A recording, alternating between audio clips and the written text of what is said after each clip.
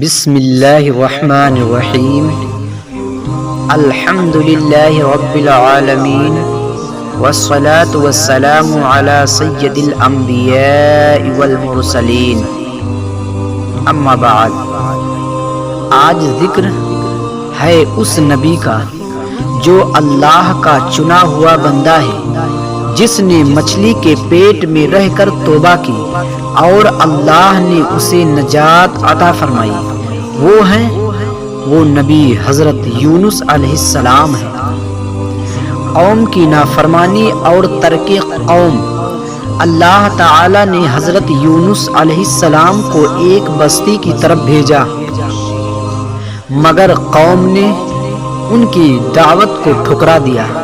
قرآن بیان کرتا ہے وَإِنَّ يُونُسَ لَمِنَ الْمُرْسَلِينَ، بے شک یونس رسولوں میں سے تھے۔ قوم کی ہٹ دھرمی دیکھ کر وہ وہاں سے باہر نکل آئے، جبکہ اللہ کا انتظار کرنا واجب تھا۔ سمندر اور طوفان۔ جب وہ کشتی میں سوار ہوئے تو شدید طوفان آیا۔ کشتی کے بوجھ کم کرنے کے لیے قرآن اندازی ہوئی اور 3 بار قرآن حضرت یونس علیہ السلام کے نام سے نکلا۔ جیسے ہی آپ سمندر میں گئے، ایک عظیم مچھلی نے اللہ کے حکم سے آپ کو نگل لیا۔ فَالْتَقَمَهُ الْحُوتُ وَهُوَ مُلِيمٌ، مچھلی نے انہیں نگل لیا جبکہ وہ قابل ملامت تھی۔ یہ اللہ کی حکمت کا ایک بڑا مظہر تھا۔ مچھلی کے پیٹ میں سجدہ اور معروف دعا۔ مچھلی کے پیٹ میں آپ زندہ تھے۔ قرآن کہتا ہے فَنَادَى فِي الظُّلُمَاتِ، انہوں نے اندھیروں میں پکارا۔ وہ اندھیرے تھے، پہلا سمندر کا اندھیرا، دوسرا رات کا اندھیرا اور تیسرا مچھلی کے پیٹ کا اندھیرا۔ آپ نے وہ مشہور دعا پڑھی، لا الہ الا انت سبحانک انی کنت من الظالمین، تیرے سوا کوئی معبود نہیں، تو پاک ہے، بے شک میں ہی ظالموں میں سے ہوں۔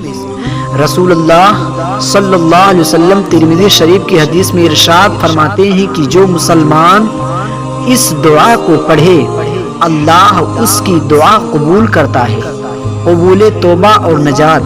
اللہ تعالی نے ان کی دعا قبول فرمائی، فَاسْتَجَبْنَا لَهُ وَنَجَّيْنَاهُ مِنَ الْغَمِّ، ہم نے اس کی دعا قبول کی اور اسے غم سے نجات دی۔